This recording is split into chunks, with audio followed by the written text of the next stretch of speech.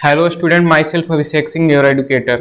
तो पिछले लेक्चर में हम लोगों ने आइसोमेरिज्म देखा था। आइसोमेरिज्म का स्ट्रक्चरल वाला पार्ट, स्ट्रक्चरल आइसोमेरिज्म हम लोगों ने कल पढ़ा था। आज हम लोग स्टीरियो आइसोमेरिज्म पढ़ेंगे। तो चलिए स्टार्ट करते हैं स्टीरियो आइसोमेरिज्म को। स्टीरियो आइसोमेरिज्म का दो पार्ट है, एक कन्फिगरेशनल, एक कॉन्फॉर्मेशनल। तो सबसे पहले देखते हैं कन्फिगरेशनल को।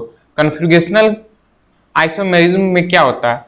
Required bond breaking and bond making to convert one isomerism to other isomerism.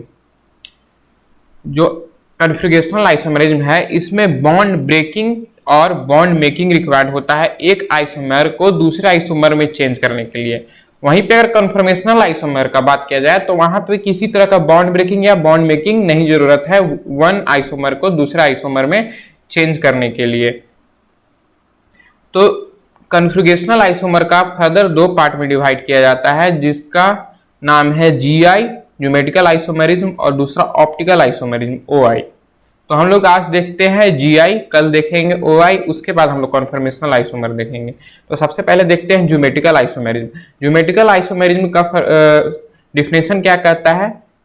सबसे पहले कहता है कि मॉलिक्यूलर फॉर्मूला सेम होना चाहिए। क्या सेम होना चाहिए? मॉलिक्यूलर फॉर्मूला क्या होना चाहिए? सेम होना चाहिए। दूसरा क्या सेम होना चाहिए? स्ट्रक्चरल फॉर्मूला सेम होना चाहिए। मॉलिक्यूलर फार्मूला सेम होना चाहिए, स्ट्रक्चर फार्मूला सेम होना चाहिए। स्ट्रक्चरल आइसोमेरिज्म में देखे तो उसमें स्ट्रक्चर फार्मूला डिफरेंट रहता था, लेकिन स्टीरियो आइसोमेरिज्म में ऐसा नहीं। यहाँ पे स्ट्रक्चरल फार्मूला भी सेम होता है, मॉलिक्यूलर फार्मूला भी सेम होता है। ऐसे मॉलिक्यूलर फार्मूला तो सारे आइसोमेरिज्म का सेम होता है। तो इसमें पार्टिकुलरली ज्योमेट्रिकल आइसोमेरिज्म में मॉलिक्यूलर फार्मूला सेम होगा, स्ट्रक्चर फार्मूला सेम होगा। डिफरेंट क्या होगा? डिफरेंट होगा different configuration across restricted system and different property different होगा। और रिस्ट्रिक्टेड सिस्टम है उसके आगे उसके दोनों पॉइंट पे ओरिएंटेशन मींस कॉन्फ़िगरेशन अलग होगा। तो सबसे पहले हम लोग डिस्कस करते हैं कंडीशन ऑफ जीआई। जीआई के कंडीशन, ज्योमेट्रिकल आइसोमेरिज्म का कंडीशन। तो ज्योमेट्रिकल आइसोमेरिज्म के दो कंडीशन है। सबसे पहला रिस्ट्रिक्टेड सिस्टम होना चाहिए, दूसरा किसी भी टर्मिनल पे जो भी दो या तीन जो भी एटम अटैच है वो अलग होने चाहिए। Means each terminal must have different unit. हर एक टर्मिनल पे डिफरेंट यूनिट होना चाहिए। तो सबसे पहले हम लोग डिस्कस करते हैं कि रिस्ट्रिक्टेड सिस्टम होता क्या है। सबसे पहले हम लोग रिस्ट्रिक्टेड सिस्टम के बारे में देखेंगे। रिस्ट्रिक्टेड सिस्टम का मतलब होता है जैसे कि अल्कीन है, अल्कीन में डबल बॉन्ड बनना। अब डबल बॉन्ड बन गया तो हम इसको रोटेट नहीं कर सकते हैं। इसको रोटेट नहीं कर सकते हैं तो ये रिस्ट्रिक्ट हो गया। रोटेट नहीं करेंगे तो जो जहां पे वहीं पे रह जाएगा। अगर सिंगल बॉन्ड होता तो हम इसको रोटेट कर सकते थे, लेकिन यहाँ पे जब डबल बॉन्ड आ जाता है तो हम इसको रोटेट नहीं कर सकते हैं। तो ये रिस्ट्रिक्ट हो गया, ये इस पोजीशन पे रिस्ट्रिक्ट हो गया, इसलिए इसको हम रिस्ट्रिक्टेड सिस्टम कहते हैं। तो रिस्ट्रिक्टेड सिस्टम में सबसे पहला अल्कीन, दूसरा ऑक्सीन। ऑक्सीन में एक कार्बन होता है, एक नाइट्रोजन होता है। कार्बन नाइट्रोजन आपस में डबल बॉन्ड बना लिया। अब ये कार्बन और नाइट्रोजन आपस में जब डबल बॉन्ड बना लिया तो ये दोनों रोटेट नहीं कर सकता, रिस्ट्रिक्ट हो गया। तो ये भी रिस्ट्रिक्टेड सिस्टम है। अगला हो गया एजो। एजो में क्या है? दो नाइट्रोजन के बीच में डबल बॉन्ड बन गया, अब दोनों रिस्ट्रिक्ट हो गया, ये भी रोटेट नहीं कर सकता है। तो ये इस तरह से रिस्ट्रिक्ट हो गया, तो इसको भी हम लोग रिस्ट्रिक्टेड सिस्टम कहते हैं। अगला है रिंग। ये रिंग हो गया, मान लीजिए ये ट्रायंगल है। अब ये रिंग हो गया ट्रायंगल वाला, तो इसको भी हम लोग नहीं रोटेट कर सकते हैं, ये भी चारों तरफ से बंध गया है।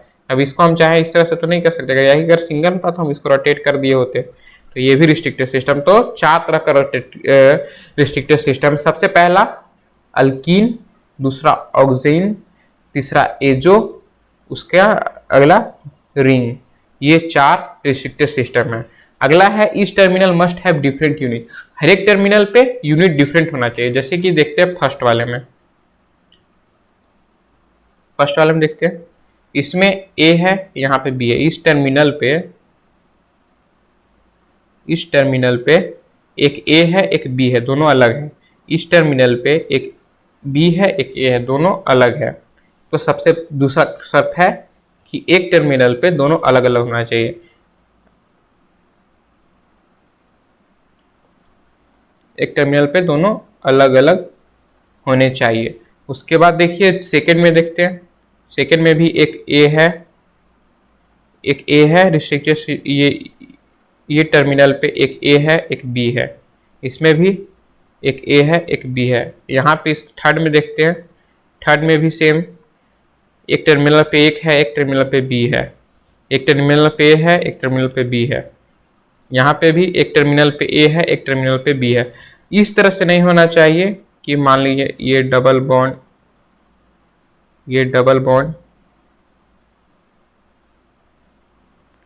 हो गया, यहाँ पे भी ए है और यहाँ पे भी ए है, तो सेम हो गया, ए और ए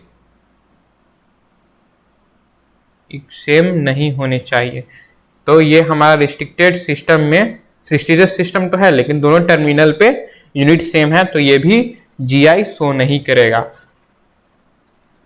जैसे कि ये रिंग हो गया,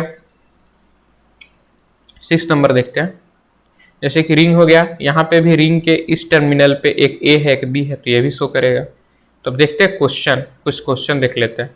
which of following show GI, तो जीआई का सबसे पहला कंडीशन क्या है, रिस्ट्रिक्टेड सिस्टम होना चाहिए। तो देखेंगे, सबसे पहले देखेंगे रिस्ट्रिक्टेड सिस्टम, उसके आगे देखेंगे कि हर एक टर्मिनल पे, जो भी टर्मिनल है, मिनिमम 2 टर्मिनल पे जो भी यूनिट अटैच है वो डिफरेंट होना चाहिए। तो देखते हैं पहला में, फर्स्ट क्वेश्चन में देखते हैं रिस्ट्रिक्टेड सिस्टम है, हाँ क्योंकि ये अल्कीन है तो रिस्ट्रिक्टेड सिस्टम तो है। लेकिन देखते हैं अब एक इस टर्मिनल पे देखते हैं, इस टर्मिनल पे दोनों यूनिट अलग है तो नहीं है, दोनों हाइड्रोजन ही है, तो ये हमारा जीआई शो नहीं करेगा। फिर यहाँ पे देखते हैं रिस्ट्रिक्टेड सिस्टम है, हाँ क्योंकि यहाँ पे अल्कीन है, रिस्ट्रिक्टेड सिस्टम। अगला कंडीशन देखते हैं, अगला कंडीशन में हाँ दोनों टर्मिनल पे क्या अलग अलग यूनिट है, तो हाँ एक जगह CH3 है एक जगह H है, तो दोनों टर्मिनल पे, इस टर्मिनल पे अलग यूनिट है, तो ये शो करेगा। उसके बाद देखते हैं थर्ड नंबर क्वेश्चन देखते हैं। थर्ड नंबर क्वेश्चन में यहाँ पे रिस्ट्रिक्टेड सिस्टम ही नहीं है, यहाँ पे अल्काइन है, अल्काइन रिस्ट्रिक्टेड नहीं होता है, तो ये नहीं होगा।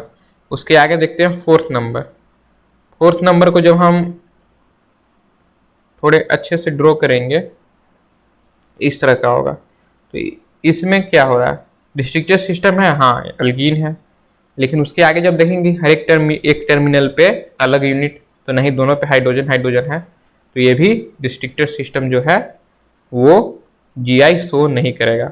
अब फिफ्थ नंबर पे देखते हैं, फिफ्थ नंबर को जब हम ड्रॉ करेंगे तो इस तरह का स्ट्रक्चर आएगा।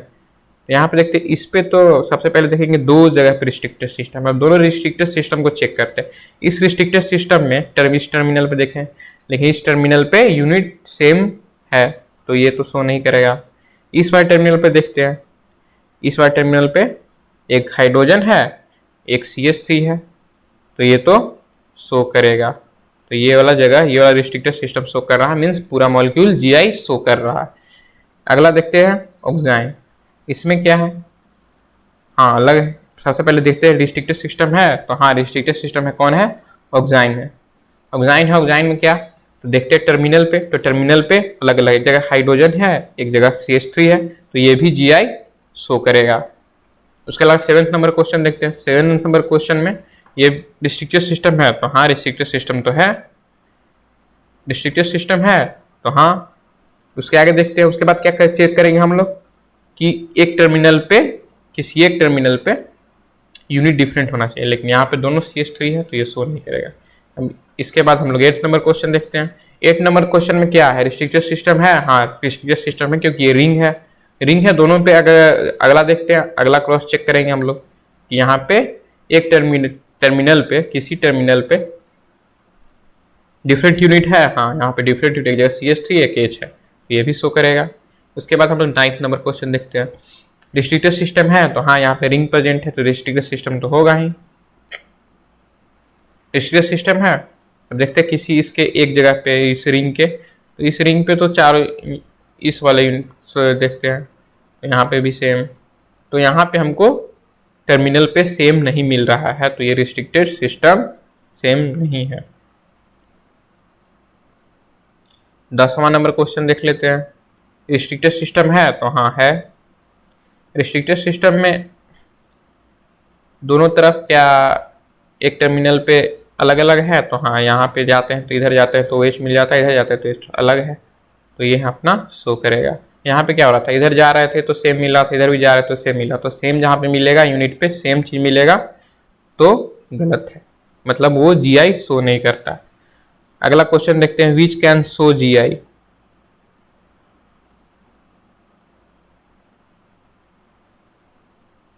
ये वाला क्वेश्चन देखते हैं, थोड़ा इंपॉर्टेंट क्वेश्चन है। इसमें इधर गए तो सेम, इधर गए सेम,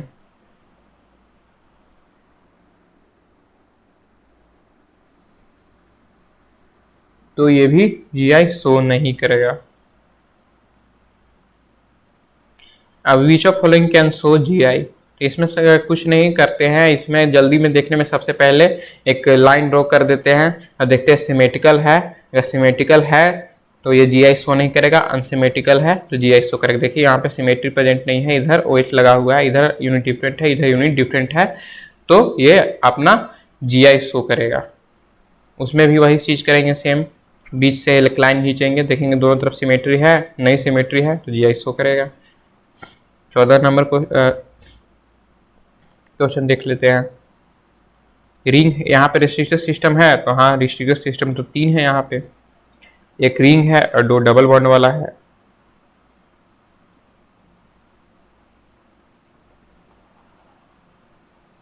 दो डबल बॉन्ड वाला है, एक रिंग है।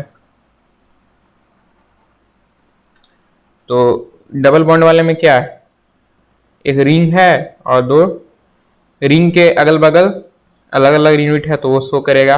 उसके बाद जो डबल बॉन्ड है इधर वाला, उसमें एक यूनिट अलग अलग है तो वो शो करेगा। दूसरा डबल बॉन्ड में दोनों तरफ हाइड्रोजन है तो वो नहीं शो करेगा।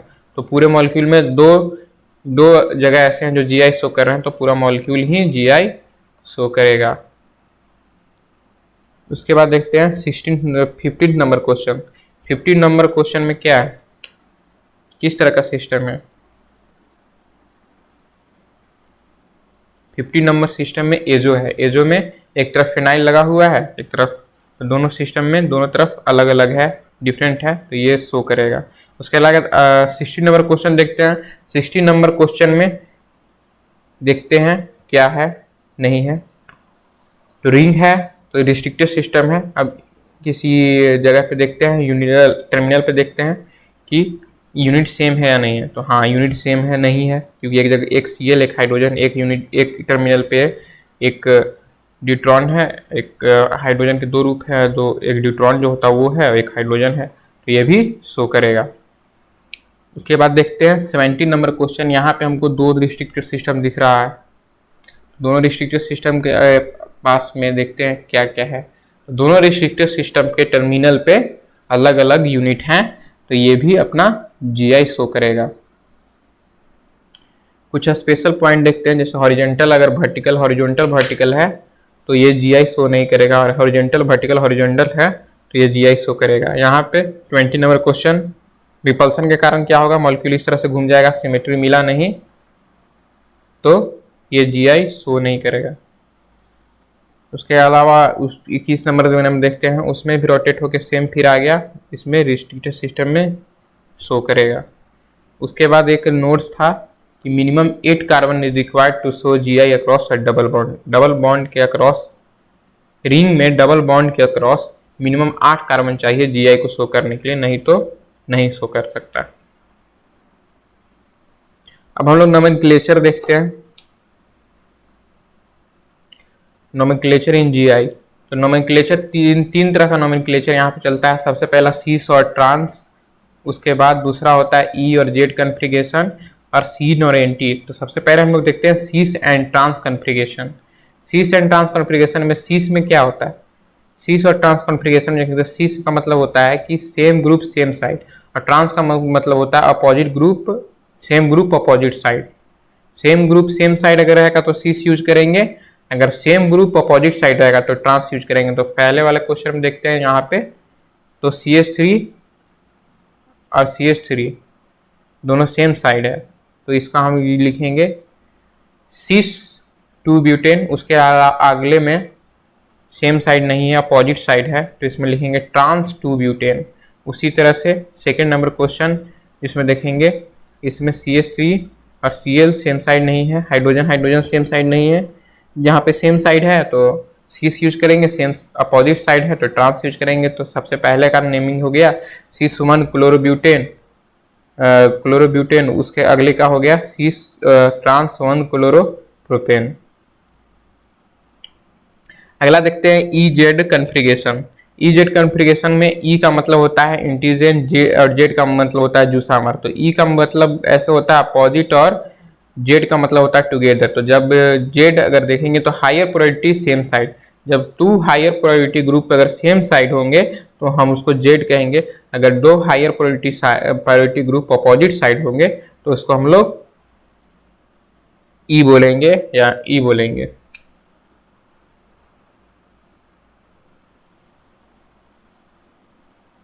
Higher priority group higher side, lower priority group lower side.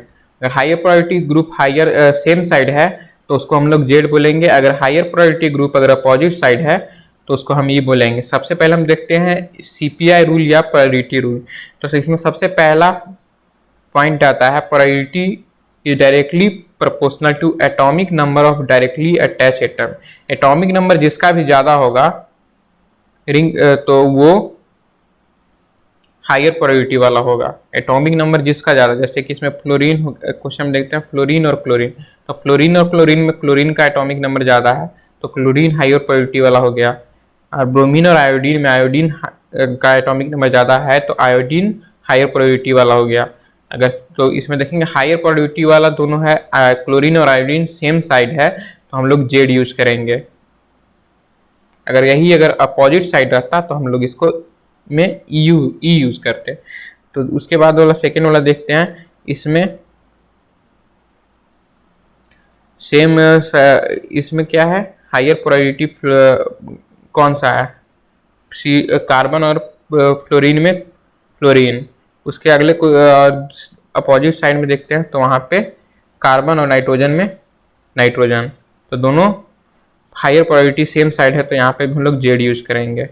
वहीं अगले में देखते हैं HO है और इधर CH3 है, तो ऑक्सीजन और कार्बन में ज़्यादा एटॉमिक वेट ऑक्सीजन का होता है तो हायर प्रायोरिटी वाला होगा। वही अगर सेकेंड टर्मिनल पे देखते हैं CH3 और क्लोरीन है तो क्लोरीन का एटॉमिक नंबर ज़्यादा है तो हायर प्रायोरिटी पे हो गया। तो दोनों हायर प्रायोरिटी वाला ग्रुप अगर सेम साइड है तो हम लोग Z यूज करेंगे।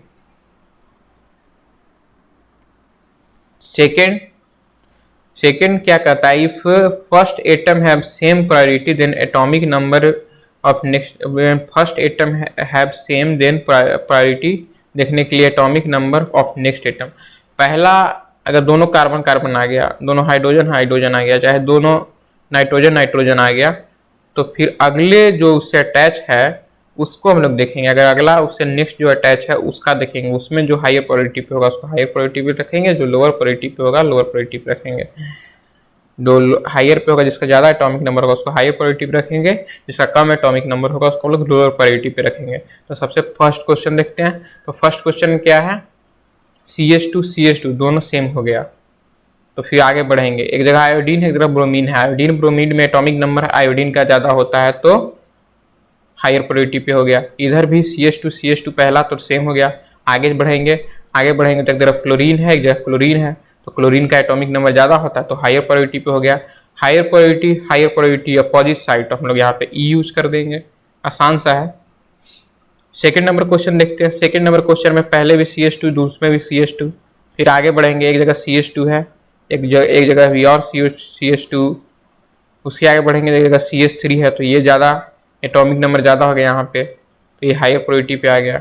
उसके आगे में जाएंगे तो एक तरफ देखेंगे CH2 एक तरफ NH2 है, नाइट्रोजन का एटॉमिक नंबर ज़्यादा होता है तो हायर प्रायोरिटी पे हो गया। Higher priority group same side means Z use कर देंगे। उसके बाद देखते हैं कितने नंबर, थर्ड नंबर क्वेश्चन देखते हैं। थर्ड नंबर क्वेश्चन में क्या है, थर्ड नंबर क्वेश्चन में इधर देखेंगे राइट, आप लोगों के राइट साइड में जो NH2 है CH2 है, तो नाइट्रोजन का एटॉमिक नंबर ज़्यादा होता है तो हायर प्रायोरिटी पे चला गया।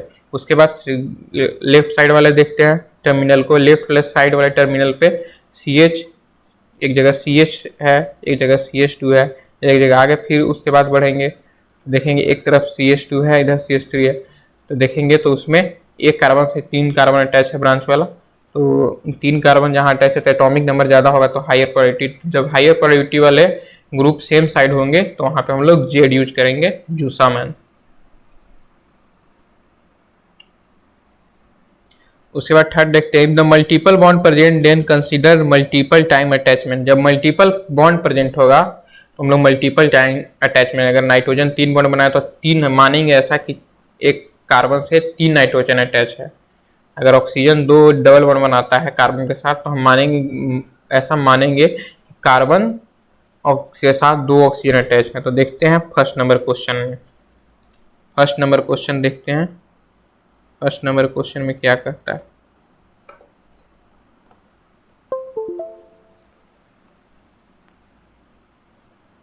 तो फर्स्ट नंबर क्वेश्चन में क्या है, यहाँ पे कार्बन है, कार्बन के साथ ऑक्सीजन अटैच है, तो इसको ऐसा हमको लेकर चलेंगे कि एक कार्बन के साथ 2 ऑक्सीजन अटैच है। उसके नीचे वाले में देखेंगे तो इसको देखेंगे कि एक कार्बन के साथ एक OH अटैच है, एक डबल बॉन्डेड O अटैच है, तो इसको देख के चलेंगे कि यहाँ पे 3 ऑक्सीजन अटैच है कार्बन के साथ, तो 3 ऑक्सीजन जहाँ अटैच है वहाँ एटॉमिक नंबर ज़्यादा होगा तो हायर प्रायोरिटी पे चला गया। उसके बाद अगर राइट साइड यहाँ पे देखेंगे तो कार्बन के साथ नाइट्रोजन ट्रिपल बॉन्ड बनाता है, तो ऐसा लेके चलेंगे कि कार्बन के साथ 3 नाइट्रोजन अटैच है। उसके बाद यहाँ पे कार्बन के साथ नाइट्रोजन सिंगल बॉन्ड बना रहा है, तो ऐसा मानेंगे कार्बन के साथ 1 नाइट्रोजन अटैच है, तो यहाँ पे 3 नाइट्रोजन वाला हायर प्रायोरिटी पे हो गया क्योंकि एटॉमिक नंबर ज़्यादा हो जाएगा तो higher priority. Higher priority group opposite side यहाँ पे, एक में यहाँ है, एक में यहाँ है, higher priority group opposite side, तो इस पर हम लोग ई यूज करेंगे एंटीजन। उसके बाद हम लोग सेकेंड नंबर क्वेश्चन देखते हैं। सेकेंड नंबर क्वेश्चन में एक तरफ नाइट्रोजन है, एक तरफ फ्लोरीन है, तो फ्लोरीन का एटॉमिक नंबर ज़्यादा होता है तो ये हायर प्रायोरिटी पे चला गया। उसके बाद देखते हैं यहाँ पे हम लोग मल्टीपल टाइम अटैचमेंट वाला केस लगाएंगे, तो देखेंगे यहाँ पे कार्बन, यहाँ पे भी कार्बन, आगे बढ़े तो ये कार्बन के साथ ट्रिपल बॉन्ड एक कार्बन बनाता है, तो मान के चलेंगे कि 3 कार्बन, एक कार्बन के साथ 3 कार्बन अटैच है। यहाँ पे एक कार्बन के साथ डबल बॉन्ड बनाता है तो एक कार्बन के साथ 2 कार्बन अटैच है, एक हाइड्रोजन, तो यहाँ पे 3 कार्बन अटैच है, तो ये हायर प्रायोरिटी वाला हो गया। अब हायर प्रायोरिटी वाले अपोजिट साइड जब होंगे तो हम लोग ई यूज करेंगे एंटीजन। उसके बाद हम लोग देखते हैं third number question. Third number question में इधर आगे बढ़े तो कार्बन के साथ ऑक्सीजन और नाइट्रोजन अटैच है, ऑक्सीजन डबल बॉन्ड बनाता है, डबल बॉन्ड बना के एक तरफ लिखते हैं, तो कार्बन के साथ ऑक्सीजन और क्लोरीन अटैच है, क्लोरीन का एटॉमिक नंबर ज़्यादा है तो हायर प्रायोरिटी पे ये वाला ग्रुप हो जाएगा। उसके अपोजिट देखेंगे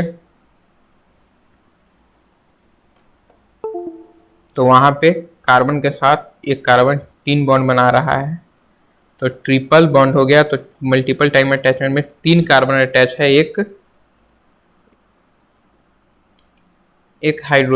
कार्बन के साथ। तो उसके अगले में देखेंगे तो वहाँ पे 2 कार्बन और एक हाइड्रोजन, तो ऊपर वाला हायर प्रायोरिटी हो गया। जब हायर प्रायोरिटी वाले अपोजिट साइड होंगे तो हम वहाँ पे ई यूज करेंगे, मीन्स एंटीजन ई यूज करेंगे।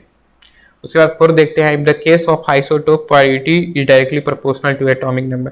अगर सेम आइसोटोप आ गया तो वहाँ पे हम लोग एटॉमिक नंबर को मोर प्रायोरिटी देंगे। जैसे कि यहाँ पे फर्स्ट वाले में देखें कार्बन और हाइड्रोजन और ड्यूट्रॉन है, ड्यूट्रॉन का एटॉमिक नंबर ज़्यादा होता है तो हायर प्रायोरिटी पे। यहाँ पे CH3 एक तरफ CD3 है, तो CD3 का एटॉमिक नंबर ज़्यादा होता है तो हायर प्रायोरिटी पे। तो हायर प्रायोरिटी वाले अपोजिट साइड मीन्स एंटीजन। उसके बाद सेकंड नंबर क्वेश्चन में देखते हैं, सेकंड नंबर क्वेश्चन में एक CD3 है, एक CH3 है, तो D जहाँ पे आया वो हायर एटॉमिक नंबर वाला है तो हायर प्रायोरिटी पे जाएगा। उसके बाद Cl है, एक तरफ से CH3 है, तो ऐसे ही एक जगह कार्बन और क्लोरीन में, तो क्लोरीन का एटॉमिक नंबर ज़्यादा होता है तो ये हायर प्रायोरिटी पे होगा। हायर प्रायोरिटी वाले ग्रुप सेम साइड मीन्स यहाँ पे हम लोग जेड यूज करेंगे जूसामेन।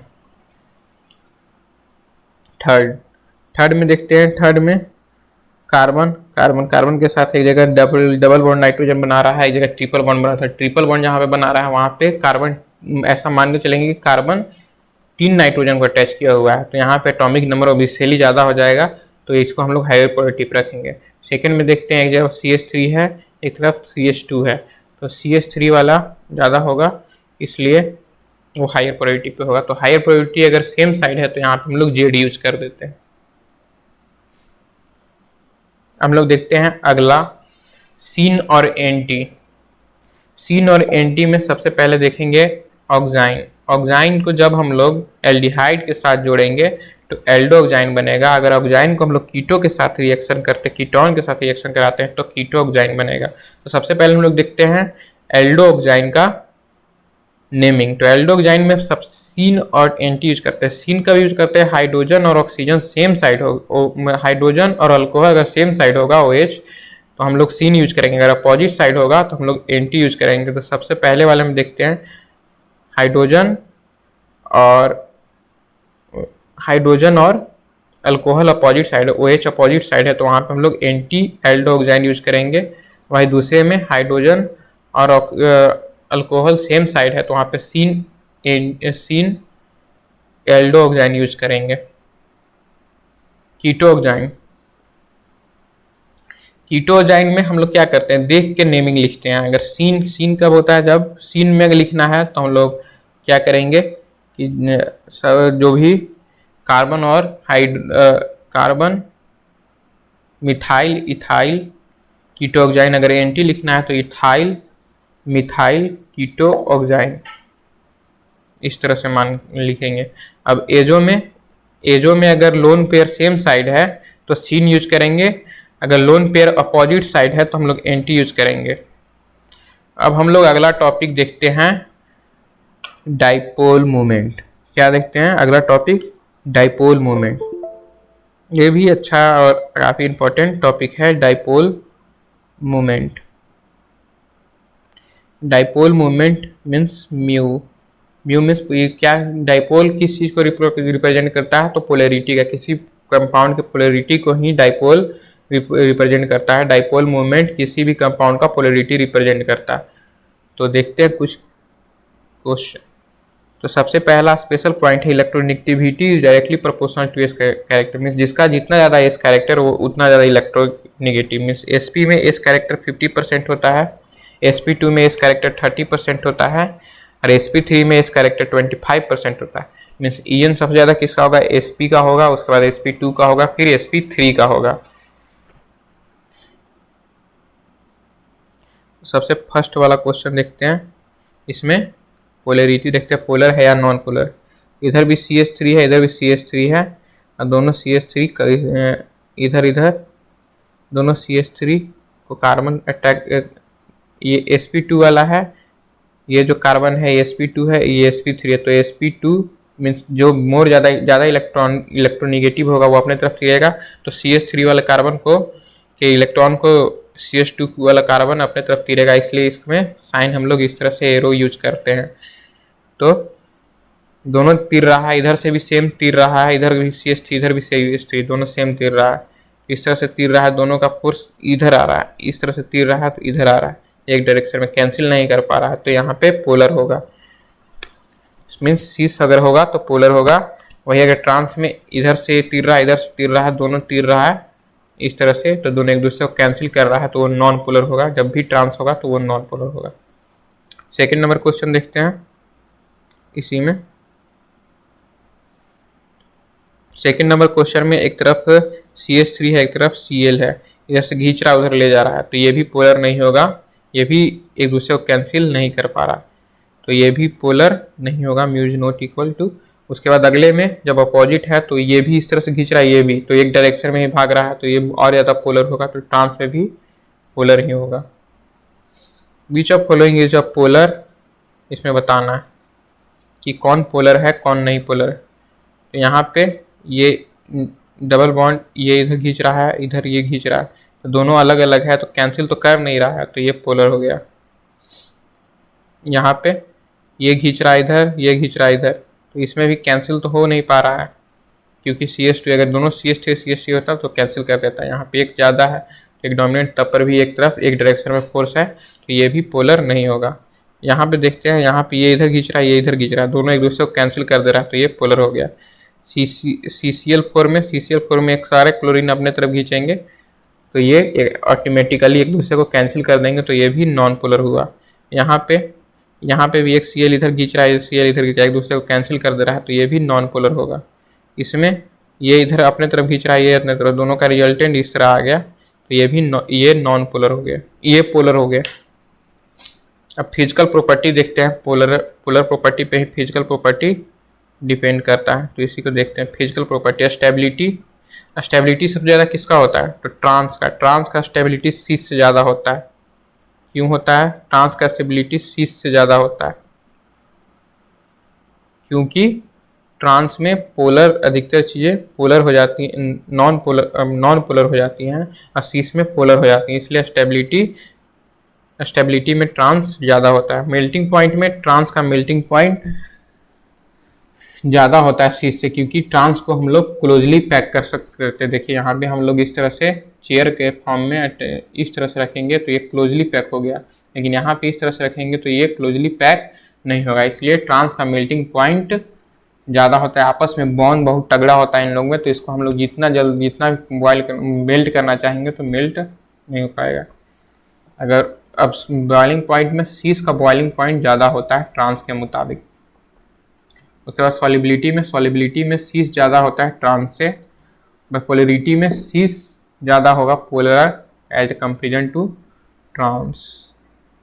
तो हमारा लेक्चर यहीं पे कंप्लीट होता है, मिलते हैं अगले लेक्चर में। अगले लेक्चर में हम लोग स्टार्ट करेंगे ऑप्टिकल आइसोमेरिज्म। तब तक के लिए थैंक यू।